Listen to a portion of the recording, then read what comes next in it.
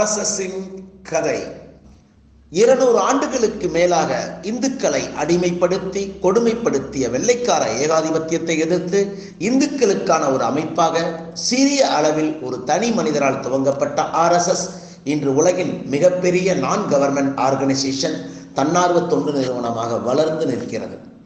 2025 100 ஆண்டுகளை நிறைவு செய்யும் ராஷ்டிரிய சுயம் சேவக சங்கம் RSS பற்றி இன்று பரவலாக பேசுகிறோம். RSS ஒரு 3 எழுத்து பெயர். ஆனால் இதை சொன்ன நொடியில் இந்த தேசத்தின் அத்தனை அரசியல்வாதிகளின் இதய துடிப்பும் அதிகமாகிறது.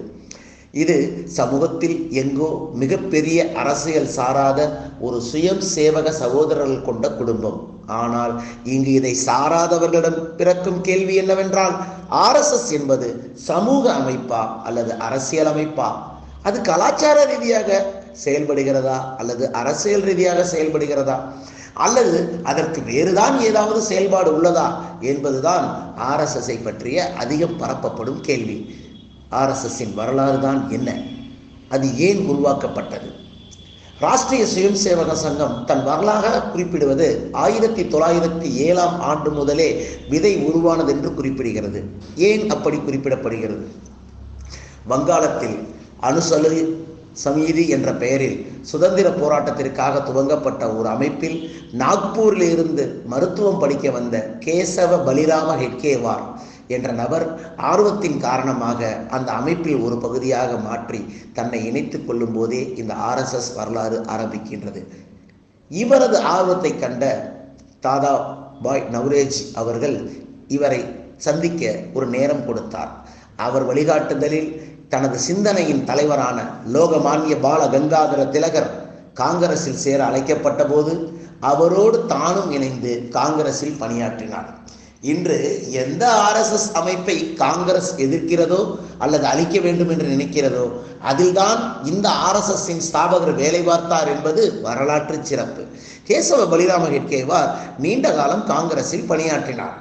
ஆனால் 1917 துருக்கிய கலிபாவின் பதவி நீக்கத்திற்கு பிறகு இந்தியா முழுவதும் கிலாபத் இயக்கம் துவங்கப்பட்டது. காந்திஜியின் தலைமையிலான காங்கிரசும் அதை ஆதரித்து எங்கோ ஏதோ ஒரு நாட்டில் நடந்த இஸ்லாமிய விஷயங்களுக்காக சம்பந்தமில்லாமல் சுதந்திர போராட்டத்தை கிலாபத் இயக்கத்துடன் தொடர்புபடுத்தியது. இது டாக்டர் ஜி அவர்களை கவலையடைய செய்தது. அவர் எதிர்ப்பு குரலும் எழுப்பினார். இருப்பினும் நீண்ட மனக்கசப்புக்கு பிறகு டாக்டர் ஹெட்கேவார் காங்கிரஸின் ஒரு பகுதியாகவே இருந்தார். உண்மையில் சொல்ல போனால் டாக்டர் ஹெட்கேவார் அவர்கள் 1922 நாக்பூர் காங்கிரஸ் கூட்டத்திலும் 1925 கொல்கத்தா அமர்விலும் கூட இருந்தார். ஆனால் இந்த சம்பவத்திற்கு பிறகு கிலாபத்தில் இயக்கத்தில் பாதிக்கப்பட்ட இந்துக்களை கண்டு இந்துக்களின் நலனுக்காக பாடுபடும் ஒரு அமைப்பை உருவாக்கி அதை முன்னெடுத்துச் செல்வதாக டாக்டரின் மனதில் ஒரு எண்ணம் பிறந்தது. டாக்டர் ஹெட்கேவார் சொல்வதை கேட்க முதலில் கூடிய கூட்டத்திற்கு வெறும் 12 பேர் மட்டுமே வந்திருந்தனர். ஆனால் அவரது தொடர் முயற்சியால் 12 பேர் 1200 பேர் ஆக வெகுநேரம் எடுக்கவில்லை. படிப்படியாக காலம் மாறியது. ஆயிரக்கணக்கான மக்கள் அவரது சுயநலன்களுக்கு அப்பாற்பட்ட கருத்துக்களால் பண்படத் தொடங்கிய காலமும் வந்தது. சங்கத்தை நிறுவுவதற்கான பாதையும் அவருக்கு தெளிவாக தெரிந்தது. டாக்டர் இந்த வெற்றிக்கு அவர் செய்த வேலைகள் அவ்வளவு சுலபமானது ஒன்றும் அல்ல. அவரது வழியில் பல சிக்கல்கள் இருந்தன. முதலில் டாக்டர்ஜி தன்னோடு கூடியவர்களுக்கு யோகா, சூரிய நமஸ்காரம், லத்தி பயிற்சி போன்றவற்றை கொடுக்க துவங்கினார். இவைகளை நடத்தும் இடத்திற்கு கிளை என்றும் பெயரிட்டார்.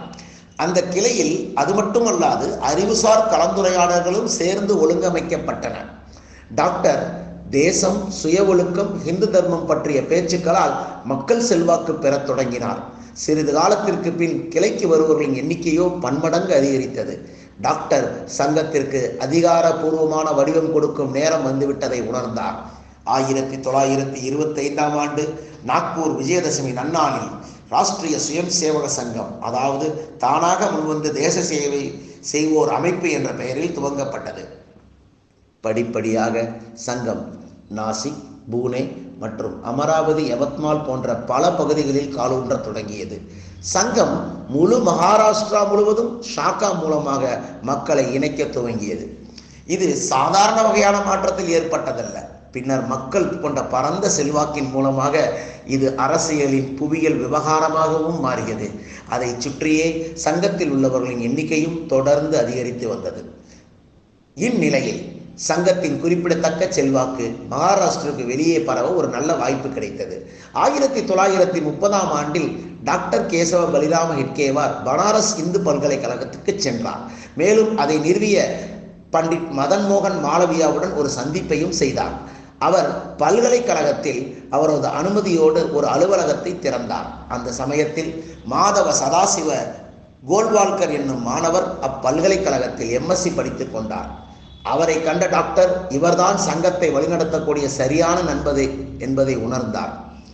டாக்டருக்கு பிறகு பின்னாளில் இவர்தான் குருஜி என்று அனைவராலும் அழைக்கப்பட்ட இந்த சங்கத்தை தேசம் முழுவதும் கட்டமைத்தவர்.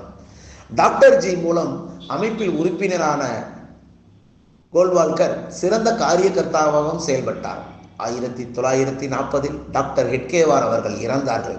இறக்கும் தருவாயில் அவருக்கு பின்னதாக குருஜி அவர்களே சங்கத்தை வழிநடத்த வேண்டும் என்றும் வழிகாட்டி சென்றிருந்தார்.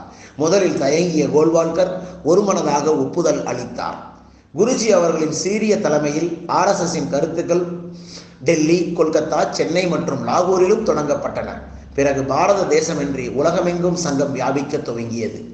மேலும் RSS எவ்வாறு செயல்படுகிறது, அதன் கிளைகள் எங்கெங்கு உள்ளன என்பதை நாம் அறிய வேண்டும். உலகில் இதுவரை பிளவு ஏற்படாத ஒரே இயக்கமாக சங்கத்தின் அமைப்பை பற்றியும் நாம் தெரிந்து கொள்ள வேண்டும். RSSின் நிர்வாக ஏற்பாடை பற்றி நாம் பேசும்பொழுது முதலில் கேந்திரம், க்ஷேத்திரம், பிராந்தம், விபாக், ஜில்லா, தாலுகா, நகர், கண்டா மற்றும் மண்டல் மற்றும் கிராமம் என்ற அடிப்படையிலே இது செயல்படுகிறது. இதன் அடிப்படை கிளை ஷாக்கா என்று அழைக்கப்படுகிறது. அதோடு நாம் RSSின் முக்கியமான 5 பிரிவுகள் பற்றியும் பேசியாக வேண்டும். முதலில் பிரபாத் கிளை எனப்படும் காலை நேர கூட்டம், இரண்டாவது சாயம் ஷாக்கா என்னும் மாலை நேர கூட்டம், மூன்றாவதாக ராத்திரி ஷாக்கா என்னும் இரவு நேர கூட்டம். அது மட்டுமல்லாது வாரத்திற்கு ஒரு முறை அல்லது கூடப்படும் மிலன் என்றும் மீட்டிங், கடைசியில் மண்டலி என்று அழைக்கப்படும் இந்த கூட்டம் மாதம் ஒரு முறை நடக்கிறது. இதில் 1 கோடி பேருக்கு மேல் பங்கேற்கிறார் என்று சொன்னால் நீங்களே ஆச்சரியப்படுவீர்கள். சங்கத்தில் உள்ள உறுப்பினர்கள் சங் பரிவாருக்கு உதாரணமாக உத்தரப்பிரதேசத்தில் மட்டும் தனியாக 8000 ஷாக்கா என்னும் கிளைகள் மூலம் நடைபெறுகிறது. ஏன், சிறிய மாகாணமாக இந்துக்கள் குறைந்தளவில் 60% இருக்கக்கூடிய இடத்தில் கூட கேரளாவில் 5000 கிளைகள் இருக்கிறது என்றால் அதை நாம் உணர வேண்டும். இதை தாண்டி RSS இந்தியாவிற்கு வெளியே ஏறத்தாழ 57,000 கிளைகளை 40 நாடுகளில் கொண்டிருக்கிறது என்று சொன்னால் அது மிரளச் செய்யும் தகவல் தானே. இதனுடன் ஒவ்வொரு தாலுகாவிலும் 50 லட்சத்திற்கு மேலாக உறுப்பினர்கள் செயல்பட்டுக் கொண்டிருக்கிறார்கள். 60,000 கிராமங்களிலே இது வேலை நடைபெறுகிறது என்று சொன்னால் இந்த கூட்டம் கிளை என்ற அடிப்படையாக சொல்லப்படுகிறது. இதுதான் RSSின் அடித்தளமாக கருதப்படுகிறது. இவ்வளவு பெரிய RSS அமைப்பு காலையிலும் மாலையிலும் ஒவ்வொருவரையும் சந்திக்கும் இந்த கிளை அனைவரும் இந்த தேசத்தை பற்றியும் பிரார்த்தனை மற்றும் கலாச்சார அம்சங்களை பற்றியும் விவாதிக்கிறார்கள். இதன் அகில பாரத தலைவர் சர்ச்சங்க சாலக் என்று அழைக்கப்படுகிறார். இவ்வளவு பிரம்மாண்டமான இந்த தன்னார்வ அமைப்பின் தேசிய தலைவர்கள் எதையும் பிரதிபலன் பாராமல் பணியாற்றி தாங்கள் செல்லும் போது தேசிய தலைவரால் சர்ச்சங்க சாலக் என்று அடையாளம் காட்டப்பட்டவர் மட்டுமே அடுத்தவராக அறிவிக்கப்படுவதே இதன் சிறப்பு. தற்போதைய RSS சர்ச்சங்க சாலக் பரமபூஜனிய மோகன்ஜி பகவத் ஆவார். இன்று RSS ஆனது பாரதிய ஜனதா கட்சி, பஜ்ரங் தள், ஹிந்து ஜாகரன் மஞ்ச், இந்திய பார்மா அமைப்பு, இந்திய சுயம் சேவக சங்கம், ராஷ்டிரிய சேவிகா சமிதி, அகில இந்திய உலக மையம், வித்யா பாரதி, சரஸ்வதி விஷு மந்திர், வனவாசி கல்யாண் ஆசிரமம், தேசிய முஸ்லிம் அமைப்பு, தேசிய சீக்கிய சங்கம், உலக உரையாடல் மையம், சுதேசி ஜாகரன் மஞ்ச், சிறி தொழில்களுக்கு லகு உத்யோக் பாரதி, விவேகானந்தா கேந்திரா, ஹிந்த் மஸ்தூர் யூனியன், சேவா பாரதி, விஸ்வ இந்து பரிஷத் என்ற 55க்கு மேற்பட்ட துணை அமைப்புகளால் கொண்டுள்ளது. மொத்தத்தில் RSS பணி என்ன, இந்திய சமூகத்தில் அதன் பங்களிப்பு என்ன, சமூக சேவையுடன் RSS சுயம் சேவக சபைகள் செயல்படும் செயல்பாடுகள் மற்றும் பங்களிப்பு என்ன என்று நாம் தெரிந்து கொள்ள வேண்டும். கலாச்சாரம், பாதுகாப்பு மற்றும் சீர்திருத்த செயல்பாடுகளோடு சேர்த்து மிக துன்பமான பேரிடர் நேரங்களில் தேவைப்படும் பகுதிகளில் சங்கத்தின் தன்னார்வலர்களால் சமூக வேலைகளும் சிறப்பாக செய்யப்படுகிறது. சங்கம் தேசியவாதம் மற்றும் கலாச்சார தேசியவாதத்தை மேம்படுத்துவதை நோக்கமாக கொண்டுள்ளது. அதன் வழியில் சங்கத்தின் மிக முக்கியமான பத்திரிகை வெளியீடுகள் என்று சொன்னால் ஆர்கனைசர் மற்றும் பஞ்சசன்யா ஆகியவை ஆகும். அது மட்டுமல்லாமல் தேவபுத்ரா என்ற இளைஞர்கள் மற்றும் சிறுவர்களுக்கான பத்திரிகையும் இணைந்து செயல்படுகிறது. காஷ்மீர் இந்தியாவுடன் இணைக்கப்பட்ட நேரத்தில் நேரு அரசாங்கம் மிகவும் குழப்பத்தில் இருந்தபோது சர்தார் வல்லபாய் படேல் நேருவிடம் இது சங்கத்திடம் உதவி கேட்க வேண்டிய நேரம் என்று கூறி குருஜி அவர்களை அழைத்தார். RSS தலைவர் குருஜி கோல்வால்கர் மகாராஜா காரி சிங்கிடம் பேசி காஷ்மீர் இந்தியா இணையவுடன் அவசியம் பற்றி கூறினார். அதன் பிறகே மகாராஜா ஹாரி சிங் டெல்லிக்கு படைகளை அனுப்ப கோரி ஒரு கடிதம் அனுப்பினார். அதன் பின் காஷ்மீரை இந்தியாவுடன் இணைத்தார். இதை தவிர தாதர் மற்றும் நாகர்வேலி, அது மட்டுமல்லாது கோவா போன்ற யூனியன் பிரதேசங்களிலும் கூட RSSின் வேலைப்பாடு மிக சிறப்பாக அமைந்திருந்தது. ஜூலை 22, 1954 தாதர் போர்த்துகீசியர் அதிகாரத்திலிருந்து விடுவிக்கப்பட்ட பின்னரும் இணைய மறுத்த போர்த்துகீசிய படைகள் அதைத் தொடர்ந்து ஜூலை 28 RSS தலைவர் மக்கன்கர் தலைமையில் நவரவுலி காவல் நிலையத்தை தாக்கி போர்த்துகீசிய ஊழியர்களை கைது செய்ததோடு விடுதலை பலிகளை இந்த வழியில் முன்னேற அனுமதித்தது. மேலும் போர்த்துகீசிய தளபதி பிடல் கோவை சரணடைய செய்தது. விடுதலை படையானது RSS ஊழியருடன் சேர்ந்து முன்னேறியது. எஞ்சியோரை சரணடையுமாறு விடுதலை படைகள் கேட்டுக்கொண்டன. தாதர் இந்தியாவுடன் இணைந்தது தொடர்ந்து ஏராளமான RSS தொண்டர்கள் எஞ்சியிருக்கும் விடுதலை படை உறுப்பினர்கள் சில்வாசா நோக்கி அணிவகுத்து சென்றனர். 1954 ஆகஸ்ட் 2 காலை போர்த்துகீசிய கொடி அகற்றப்பட்டு இந்திய மூவர்ண கொடி ஏற்பட்டது. தொடர்ந்து கோவாவிலும் அனைத்து யூனியன் பகுதியிலும் இந்திய அரசாங்கத்தின் ஆட்சி ஏற்படுத்தப்பட்டது.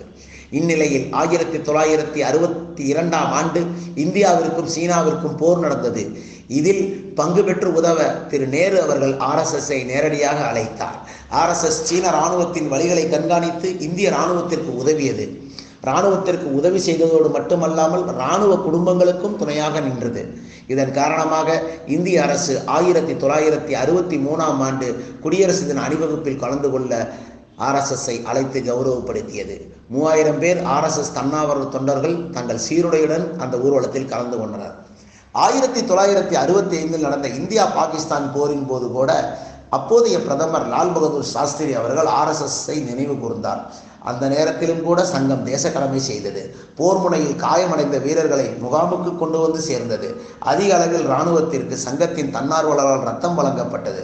காஷ்மீரில் உள்ள பனிப்பொழிவு சாலைகளிலிருந்து பனியை அகற்றும் பணியில் கூட சங்க சகோதரர்கள் பணியாற்றினார்கள். 1971 ஒரிசாவில் ஏற்பட்ட பயங்கரமான சூறாவளி முதல் போபால் விஷவாயு சோகம் வரை 1984 நடந்த குஜராத் பூகம்பம், சுனாமி பேரழிவு, உத்தரகாண்ட் பெருவெள்ளம் ஆகியவற்றிலும் இல்லாமல் கார்கில் போரில் கூட சங்கம் 4 முனைகளில் முன்னோக்கி வந்து சேர்ந்தது. இந்தியாவில் மட்டுமின்றி நேபாள், இலங்கை, சுமத்ரா போன்ற நாடுகளிலும் சங்கம் மக்களுக்கு சேவை செய்கிறது. இவ்வளவு தேசிய பணிகள் செய்த போதிலும் சங்கத்தை பற்றிய விமர்சனங்களும் சங்கத்தின் பணிகளுக்கும் இடையூறு இல்லாமல் இருந்ததில்லை. சங்கம் எப்பொழுதும் முன்னிலையில் நின்று மக்களுக்கு சேவை செய்தாலும் சில நேரங்களில் சங்க செயல்பாடுகளுக்கு தடையும் ஏற்பட்டிருக்கிறது. தேசிய அளவில் அது தடை செய்யப்பட்டும் இருக்கிறது. RSS சர்ச்சைகளில் ஈடுபடாது என்ற போதிலும் சிலர் சங்கத்தை பற்றி அரசியலில் தலையிடு என்று குற்றத்தை சாட்டியுள்ளனர். 1948 மகாத்மா காந்தியை நாதுராம் கோட்சே சுட்டு கொன்ற போது நேரு அதற்கு RSS தொடர்பு என்று கூறி RSSஐ முதலில் தடை செய்தார். அது இல்லை என்று மீண்டு வந்த சங்கத்தை 1975 இந்திரா காந்தி தான் கொண்டு வந்த அவசரகால அடக்குமுறை சட்டத்தின் மூலமாக 2வது முறையாக தடை செய்தார். அதிலும் மீண்டு வந்த RSS 3வது முறையாக 1992 பாபர் மசூதி இடிக்கப்பட்ட போது தடை செய்யப்பட்டது. சங்கம் அதிலும் மீண்டது. RSS ஒரு சமூக அமைப்பாக இருந்த போதிலும் RSS எப்போதும் இந்திய அரசியலுடன் ஆழமான தொடர்பை கொண்டிருந்தது. RSS இந்திய அரசியலை ஆழமாக புரிந்து தொடர்பை கொண்டிருந்தது. 1975 எமர்ஜென்சியின் போது RSS விருப்பமில்லாமல் அரசியலுக்குள் இணைந்தது. இது தவிர ஒரு காலத்தில் ராஜீவ்காந்திக்கும் இது புரிந்து இருந்தது என்பது வெகு சிலருக்கே இது தெரியும். உண்மையில் 1989 ராம ஜென்ம பூமி தொடர்பான சர்ச்சையில் ராஜீவ்காந்தியின் பேச்சு தோல்வியுற்ற போது அயோத்தி தொடர்பாக RSS உடன் அவர் பேச முயன்றார். ஆனால் அவருடன் எந்த வகையிலும் பேசுவதற்கு சங்கம் விரும்பவில்லை. அயோத்தி அரசியலில் இருந்து அவரது நகர்வுகளை கண்ட சங்கம் அவரை அதற்கு பின் ஆட்சியிலிருந்து அகற்றும் வேலையில் ஈடுபட்டது. அதன் பிறகு ராஜீவ்காந்தி ஆட்சியிலிருந்து வெளியேற்றப்பட்டார். அதே சமயம் லால் கிருஷ்ண அத்வானி அவர்கள் விபி சிங்கின் அரசாங்கத்தை ஆதரித்தார். ஆனால் விபி சிங் இடஒதுக்கீடு விளையாட்டை விளையாடிய சமூகத்தில்தான் அயோத்திக்கும் அரசியல் செல்லக்கூடும் என்பதை சங்கம் உணர்ந்தது. தேச விஷயத்தில் எப்பொழுதும் சங்கம் சுறுசுறுப்பாக இருந்தது. அரசியல் காரணமாக அது எப்போதும் விமர்சனத்திலும் விழுகிறது. இதற்கு காரணம் RSS வீர சவர்கர் சித்தாந்தத்தை பின்பற்றுவது கூட இருக்கலாம். சங்கம் அதனால் வலதுசாரி என்றே அழைக்கப்படுகிறது. RSS அரசியல் ஒடுக்குமுறைக்கு எதிராக இந்துக்களின் நலன்களை எழுப்புவதை நோக்கமாக கொண்டாலும் RSS 4 வகை தத்துவங்களை பின்பற்றுகிறது. முதலில் அகண்ட பாரதம். RSS இந்தியாவிலிருந்து பிரிக்கப்பட்ட வங்கதேசம், பாகிஸ்தான், இலங்கை, மியான்மர், ஈரான் ஆகியவைகளை பிரிக்கப்படாத இந்தியாவின் ஒரு பகுதியாகும் என்றே நம்புகிறது. அதற்கு அடுத்ததாக ஏகத் மாணவ தர்ஷன் என்று சொல்லக்கூடிய அனைவருக்கான சமநீதி சம உரிமை என்ற தீனதயாள் உபாத்யாவின் கொள்கை மற்றும் கிராம வளர்ச்சி, சமூக மேம்பாடு ஆகியவற்றோடு முக்கியமாக இந்துத்துவாவும் உள்ளது. இந்தியாவில் வாழக்கூடிய அத்தனை மக்களும் இந்து தர்மத்தை பின்பற்றுபவர்களே என்றும் இந்த சங்கம் நம்புகிறது. தனிப்பட்ட எந்த நபரையும் துதிபாடாமல், குருவாக ஏற்காமல், பகவாதுஜம் என்று சொல்லக்கூடிய காவிக்குடியை தன் தலைமையாக ஏற்றுக்கொண்டிருக்கக்கூடிய இயக்கம் RSS. சங்கத்தின் அதன் அலுவலகத்தில் RSS அரசியலில் அவ்வப்போது சங்கத்திலிருந்து பல பெரிய தலைவர்கள் உருவாகி இருக்கிறார்கள். சங்கத்தின் அடிப்படையான தேசியவாதம், தேசபக்தி என்ற குரலில் இருந்து பிறந்த பாரதிய ஜனதாவில் அதன் தலைவர்களிடையே சங்கத்தின் சிந்தனைகள் இருந்தால் அதற்கு ஆச்சரியப்பட வேண்டியதே இல்லை. முன்னாள் பாரத பிரதமர் வாஜ்பாய், தேசத்தில் இந்துத்துவத்தை வளர செய்த LK அத்வானி, நமது உள்துறை அமைச்சர் அமித்ஷா, ஏன் நமது தற்போதைய பாரத பிரதமர் மோடி அவர்கள் கூட சங்கத்தின் உருவாக்கம்தான். சங்கமும் தேசபக்தியும் இரு கண்களாய் கொண்டவர்கள் இவர்கள். இறுதியாக 97 ஆண்டுகளில் பல்வேறு கடுமையான சூழலில் இந்த சங்கம் ஒரு சிறு அறையில் துவங்கப்பட்டு இன்று உலகம் முழுவதும் வியாபித்திருக்கிறது என்று சொன்னால் அதற்கு அதனுடைய அர்ப்பணிப்பும் சமூகத்தின் பேர் அது கொண்டிருக்கும் ஈடுபாடும் தான் ஆகும். இன்றைய RSSின் பிரபலம் எளிதான ஒரு நடைமுறையில் வந்ததல்ல. ஒரு சித்தாந்தம் உலகை ஆள முடியும் என்பதற்கு நவீன யுகத்திலும் ஒரு எடுத்துக்காட்டாய் விளங்குகிறது RSS என்னும் ராஷ்டிரிய சுயம் சேவக சங்கமும் அதனுடைய தன்னலம் கருதாத உறுப்பினர்களும். நன்றி. ஜெய் ஹிந்த்.